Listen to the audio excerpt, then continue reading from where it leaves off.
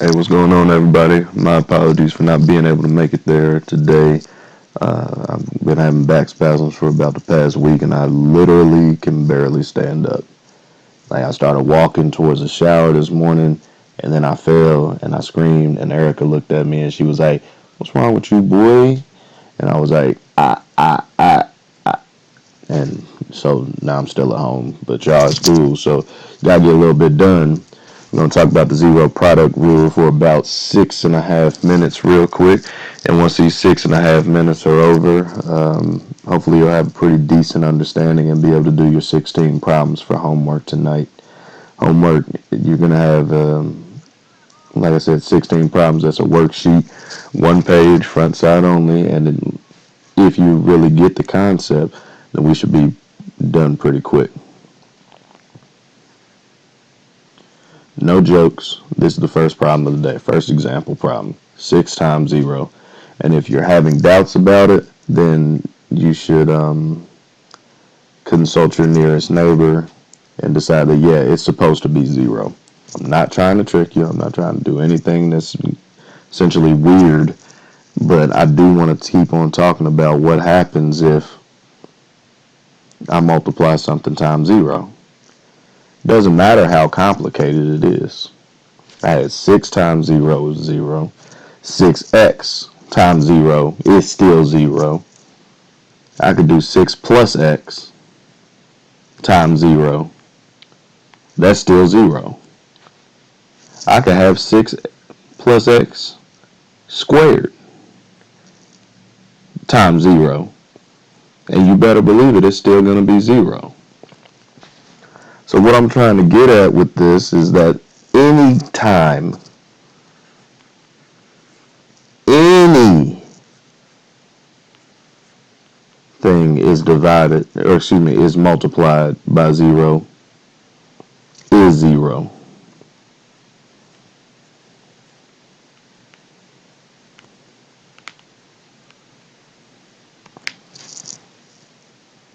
So as long as I have something that says it is 0, I'm going to be using a 0 to get it. Now that might have been a little bit over the edge for the first 3 minutes of the lesson.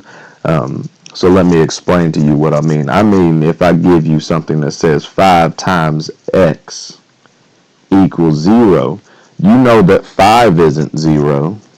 Therefore, this guy must be 0. Because when I multiplied it and I got 0, that means I started with 0. Similarly, I can change the number. It doesn't matter what the number is. If the multiplication says that it equals 0, this one must have started off as 0. So now the real question comes up. What if there's a parentheses around it? We know for sure that 8 is 8. Can't change that. But what we've been saying is that to get 0 in a multiplication problem, you must start with 0. If I plug in 0 right here, that would be 8 times 0 plus 3. And 0 plus 3 is 3. And 3 times 8 is 24. So that wouldn't make any sense.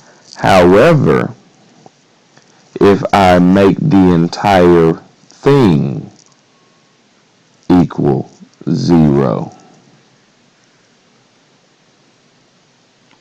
that's going to give me a relationship where the 8 can be canceled out. Let's say that x plus 3 equals 0, meaning x should be negative 3. That's what would make the entire equation 0. That's how I would cancel it out. Not by necessarily saying x is 0, but that whole friend group is 0. Everything inside the parentheses together becomes 0. So let me show you again.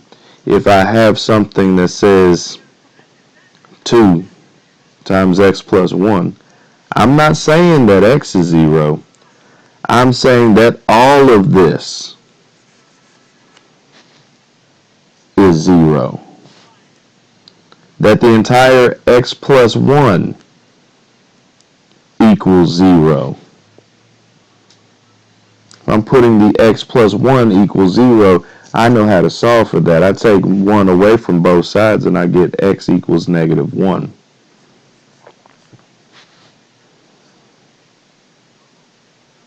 So to take you to the next level, because that's what I always try to do, I've said anything times 0 equals 0. So what if I don't know what that number is? Can I figure it out? And now can I use an entire group to be 0 instead? So the next level of this type of problem says, instead of talking about a number times a parentheses, what happens if I have two parentheses times each other? I don't know which one is 0. I don't really care which one is 0 either. If I said x plus 2 is 0,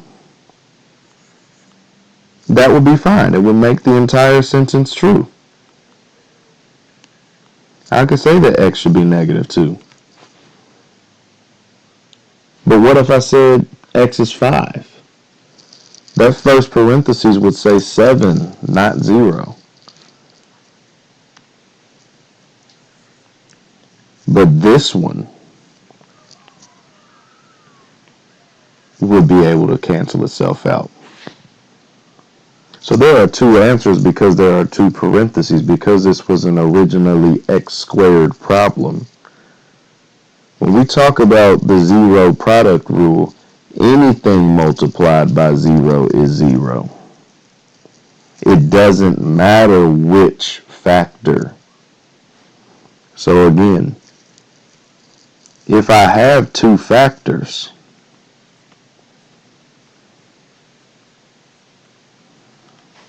I don't care which one is 0. X could be from that second parentheses, but it could have come from the first one, in which I say 2x plus 1 would be 0, and I would subtract away the 1, and I would get that x is a negative fraction. It's possible. And what I really want you guys to understand right now is that it doesn't matter which one we choose. As long as one of the factors becomes 0, the entire equation will be 0. So I'm going to go ahead and do one last problem of that same type. And I hope that you notice in this problem that with 3 parentheses, I have 3 possibilities. These 3 parentheses, each one of them could generate the 0 that we need. And again, they don't all have to happen at the same time, just one. I don't care which one of them becomes 0. I just need one of them to be 0. So the process is, take each parenthesis and make it equal 0. 2x plus 1 equals 0. 3y minus 5 equals 0. And y plus 3 equals 0. And each one of those can be solved individually. Y would be negative 3.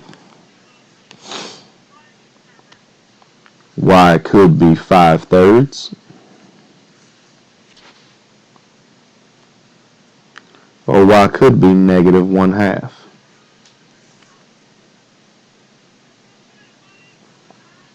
No matter which one I choose, I need to understand that all of them are possible ways to complete the zero product property. So then my last question of the day, I want to know, what if I don't give you the parentheses to start? Does your mind explode when I say x squared plus 6x plus 5 equals 0 instead? We'll talk about that one tomorrow. The rest of the period you have to work on your homework. Keep it under control. And as always,